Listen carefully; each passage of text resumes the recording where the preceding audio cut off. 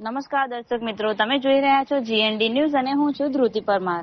દિલ્હીમાં લાલ કિલ્લા પાસે એક કારમાં જોરદાર વિસ્ફોટ. આ વિસ્ફોટથી સમગ્ર વિસ્તારમાં ભારે ગભરાટ ફેલાયો હતો. લાલ કિલ્લા મેટ્રો સ્ટેશનના ગેટ નંબર 1 પર આ વિસ્ફોટ થયો હતો. કારમાં આગ લાગી હતી અને અન્ય 3 વાહનો પણ તેની ઝપેટમાં આવી ગયા હતા. જય હિન્દ, જય ભારત. लोग भी तो मरे होंगे, पक्की बात है, गाड़ियों में बैठे होंगे।